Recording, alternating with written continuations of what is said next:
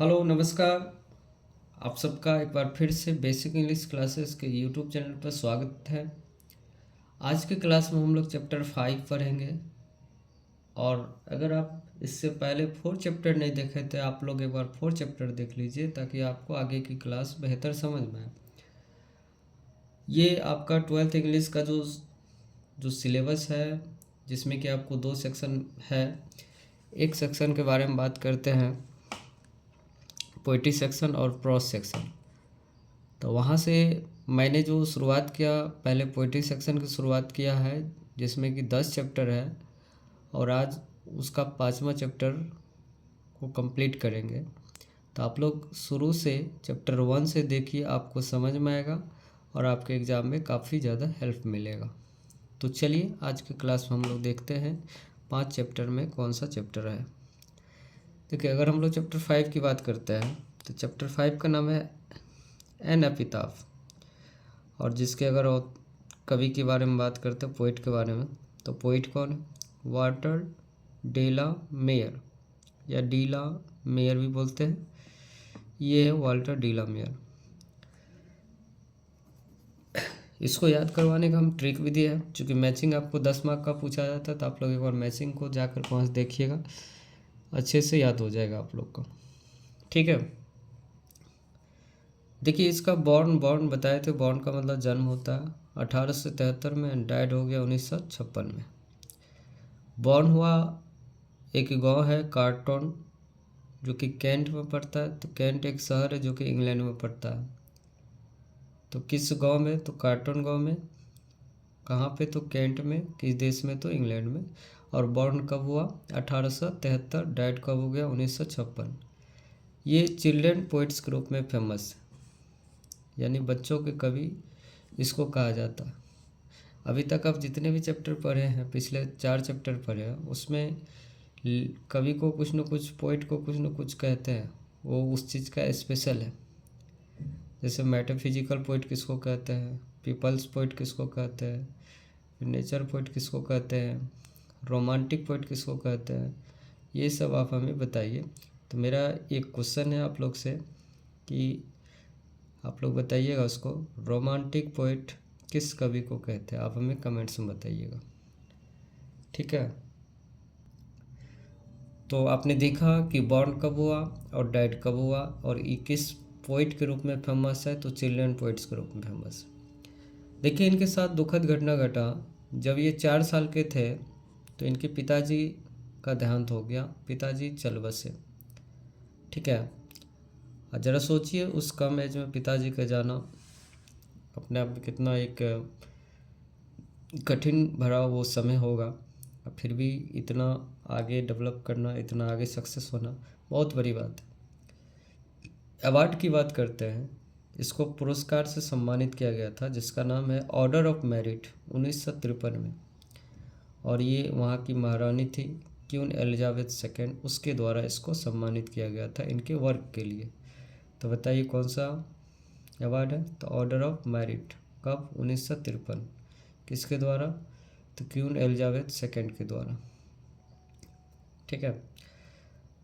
बात करते हैं इसके कुछ इंपॉर्टेंट वर्क्स हैं, इसको याद रखिएगा, यहाँ से क्वेश्चन आता है। जैसे सॉन्ग्स फॉर चिल्ड्रन, क्योंकि बच्चों का कवि है तो ये एक रचना है उनका, songs for children, peacock pie, come hither, इन सब के लेखक कौन है? तो ये वाल्टर डेला मेयर है। चलिए इस चैप्टर का थीम जानते हैं। एनापिताफ का मतलब क्या होता है, इसका थीम समझते हैं। पहले आप लोग एनापिताफ का मतलब समझिए। एनापिताफ का मतलब होता है जब कोई व्यक्ति मर जाता है तो उसके कब्र के ऊपर एक पत्थर का बना करके उसके ऊपर कुछ लेख लिख दिया जाता है। इसी लेख को क्या कहते हैं? एपिताफ कहते हैं। समझ में आ गया? इसमें होता है क्या, एक मोस्ट ब्यूटीफुल लेडी होती है, ठीक है, जिससे पोइट लव करते हैं, और वो मोस्ट ब्यूटीफुल होती है, बेस्ट की लेडी है, पश्चिमी देश की लेडी के बारे में बात किया गया है।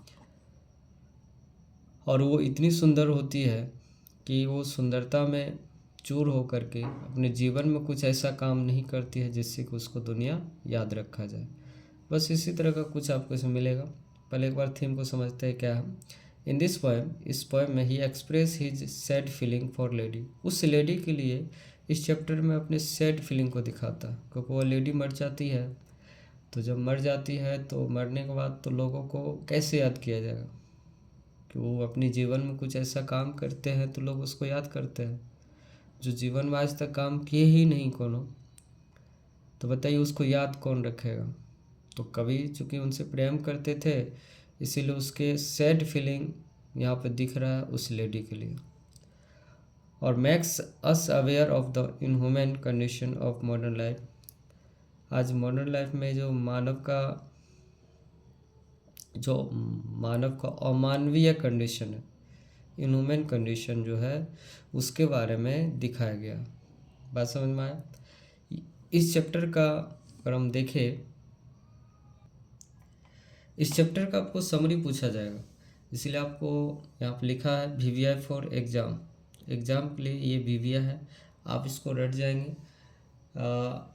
अगर आपके पास बुक अवेलेबल है तो आप बुक से रट जाइए, नहीं अवेलेबल है तो आप इसका स्क्रीनशॉट ले करके आप अपने कॉपी में नोट कर लीजिए और उसको याद कर जाइए। यहाँ से ये एग्ज़ाम आपको दिखेगा ही दिखेगा, लिखा है VVI फॉर एग्ज़ाम। ये 5 मार्क्स का आपको दिखेगा यहाँ पे, ठीक है। तो इसको आप कर जाइए याद।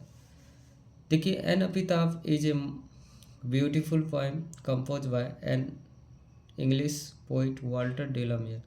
इंग्लिश पोइट का मतलब है अंग्रेज कवि वाल्टर डेलामियर के द्वारा इसको पब्लिश किया गया, कंपोज किया गया।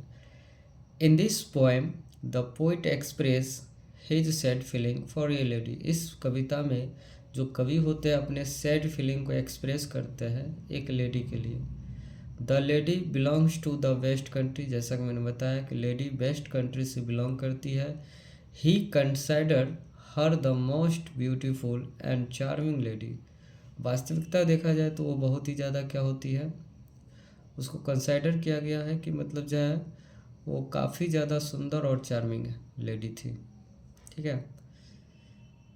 But the poet rarest beauty also vanishes with the passage of time.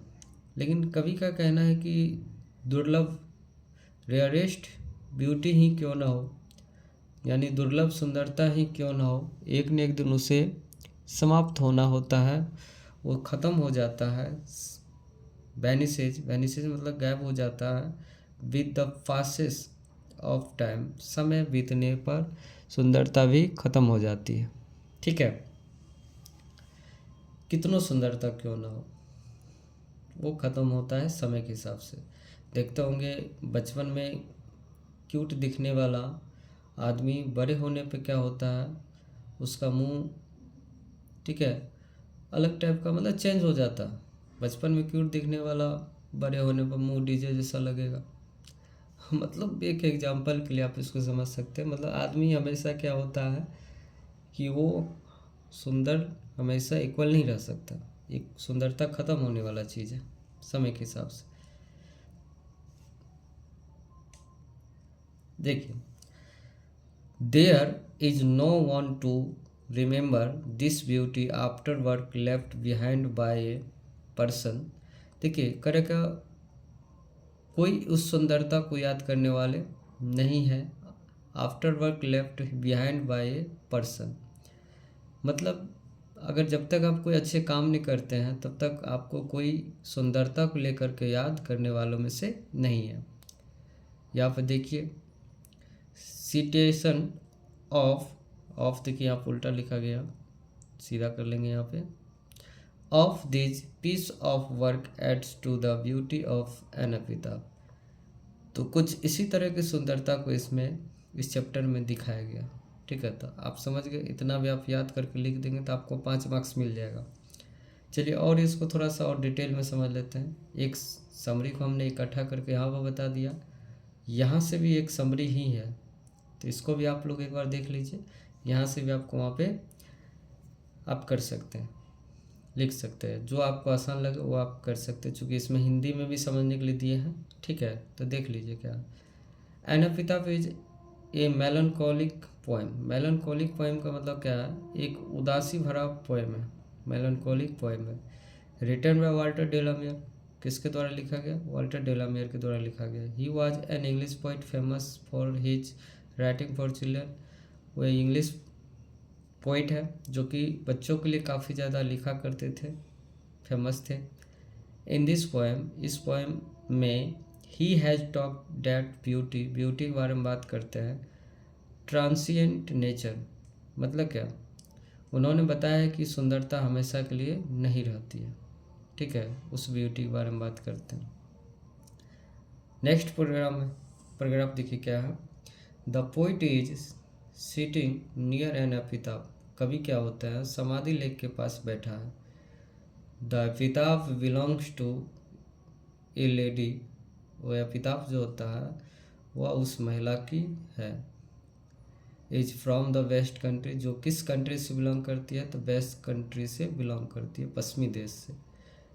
In the words of poet, ठीक है, कवि के शब्दों में देखा जाए, ठीक है, कवि के शब्दों में देखा जाए तो see the most beautiful lady, वो बहुत ही ज़्यादा ब्यूटीफुल लेडी होती है, बेस्ट की, मतलब ऐसा पश्चिमी देश में कोई सुंदर लेडी नहीं है। Probably the poet has affection toward her, और देखा जाए तो सबसे सुंदर महिला वो होती है, संभवतः कवि का उसके प्रति काफ़ी ज़्यादा स्नेह होता है, मान के चलिए प्रेम जैसा अनुभव होता है, प्रेम ही करता है एक प्रकार से। But the beauty does not remain for ever, लेकिन खूबसूरती हमेशा के लिए नहीं रहती है। It has to pass a day, सुंदरता ख़त्म होता है, एक न एक दिन उसको समाप्त होना होता है। And the same happen with the dead day, और उस महिला के साथ भी कुछ ऐसा ही होता है। Hence the poet fears that after his death who will remember her, और इसलिए कवि को डर है कि उनकी मृत्यु के बाद भी उस महिला को कौन याद रखेगा, इसी तरह का उसके अंदर एक डर है, ठीक है। अगला एंड लास्ट पैराग्राफ देखिए क्या है। It's really an awesome it really, तो यहाँ पे देखिए क्या है। It's an awesome sonnet by Walter Delamere, in which he has brilliantly shown that every living being is mortal। मतलब यह वास्तव में वाल्टर डेलामेयर की एक सुंदर कविता है जिसमें उन्होंने शानदार ढंग से दिखाया कि खूबसूरती, जो हर खूबसूरत चीज़ को एक न एक दिन क्या होना होता है? ख़त्म होना होता है, इसमें ये दिखाया गया। तो आप इस पैराग्राफ को भी समझ सकते हैं, लिख सकते हैं, देख सकते हो वहाँ पे, नहीं तो याद करने वाला मैंने उधर आपको दिया ही है, आप उसको भी याद कर सकते हो, उतना से भी काम चल जाएगा। देखते हैं इस चैप्टर का ऑब्जेक्टिव जो इम्पोर्टेंट बन सकता है, ऑब्जेक्टिव देखते हैं। चलिए बताइए, an epitaph is written by dash, किसने लिखा? जल्दी से आंसर बताइए। जॉन किट्स लिखा, रूपर्ट ब्रूक लिखा, कि जॉन डॉन लिखा, कि वाल्टर डेलामेयर लिखा? तो अभी आप जस्ट पढ़े Walter de la Mare. Walter de la Mare was born in dash, जन्म कब हुआ? बताइए फटाफट, इसका बॉर्न कब हुआ? तो चलिए 1873। वाल्टर डेलामेयर का डाइट कब हुआ? बताइए डाइट कब हो गया इसका? 1956 में इसका डाइट हो गया। नेक्स्ट देखते हैं, वाल्टर डेलामेयर बिलोंग्स टू डैश, कहाँ से बिलोंग्स करते हैं? तो बताइए इंग्लैंड से, इसलिए इसको इंग्लिश पोइट भी कहते हैं, ठीक है। अगला देखते हैं, Walter de la Mare makes us aware of the dash, हमें किस चीज़ के बारे में अवेयर करते हैं? तो इन women condition of modern life, जो आधुनिक जीवन में जो अमानवीय कंडीशन है उसके बारे में दिखाता है, अवेयर करता है। वाल्टर डेलामेयर वाज अवार्डेड, इसको कौन सा अवार्ड मिला था इन 1953 में? तो इसको मिला ऑर्डर ऑफ मेरिट। नेक्स्ट क्या है, in the poem the beautiful lady belongs to dash country, कौन सा कंट्री से? ईस्ट, वेस्ट, नॉर्थ, साउथ, तो बताइए ईस्ट बताए थे, तो बी आंसर हो जाएगा। Which one of the following is the famous work of Walter de la Mare, इनमें से कौन से वाल्टर डेलामेयर का फेमस वर्क है? तो बताइए क्या है? पीकॉक पी है। Light of step and heart was she dash line from dash, ये लाइन वाला ज़्यादातर क्वेश्चन आता है, तो आप याद रखिएगा, लाइट से संबंधित आ जाए या हर्ट से संबंधित आ जाए, तो ये प्रेम से संबंधित मामला है, तो इस चैप्टर एन एपिताफ से लिया गया। ठीक है, ये आप लोग को समझ में आ गया होगा। फिर भी कोई दिक्कत होगा इसमें तो देख लीजिएगा, और एक दो क्वेश्चन हम लोग देखते हैं। चलिए नेक्स्ट क्वेश्चन देखिए क्या है। The line I think she was the most beautiful lady is from, देखिए यहाँ पर मोस्ट ब्यूटीफुल लेडी है तो किस चैप्टर में चर्चा किया गया, कहाँ से लिया गया चैप्टर, तो बताइए, एना किताब से लिया गया। Walter de la Mare was awarded Order of Merit, Order of Merit से कब इसको अवार्डेड किया गया था, सम्मानित किया गया था, तो 1953 में। Who was light of step and हट, यानी कि यहाँ पर कह रहे कि कौन हल्के दिल वाली थी, हल्के स्टेप वाली थी, पाँव उसका दुबला पतला था, बहुत हल्के थे, दिल के भी साफ थे। तो उस लेडी के बारे में बात करते हैं, वो लेडी थी, एक लेडी थी। ठीक है, और नेक्स्ट चैप्टर हम लोग जो है नेक्स्ट क्लास में पढ़ेंगे, द सोल्जर। आपको कहीं कोई दिक्कत परेशानी होगा तो प्लीज़ आप हमें बताइएगा, क्योंकि मैं ये कोई बड़ा यूट्यूबर हूँ नहीं, इसीलिए मुझसे जैसे हो पा रहा मैं उस तरह का आप लोग के लिए सहायता कर रहा हूँ मात्र। आप लोग भी मुझे कमेंट्स करें, अगर आपको कोई दिक्कत परेशानी हो तो आप हमें बता सकते हैं, अच्छा लगे तो वो भी बता सकते हैं। ठीक है, और आप तैयारी को ज़ोर शोर से एकदम लगे रहिए अपनी तैयारी में, क्योंकि आपके पास समय बहुत कम है। ये समय चल गया तो दोबारा वापस नहीं आएगा। इंटर तो आएगा लेकिन आपका समय वापस नहीं आएगा, इसीलिए आप लोग इसको पूरा जी जान लगाइए, पढ़िए आराम से, रिजल्ट आपके पीछे पीछे होगा। ठीक है, इसीलिए लापरवाही नहीं करना आप लोग को। ठीक है, तो आशा करते हैं कि आप लोग को समझ में आया होगा। फिर भी कोई दिक्कत परेशानी होगा तो आप हमें कमेंट्स करेंगे। ठीक है, thanks for watching this video.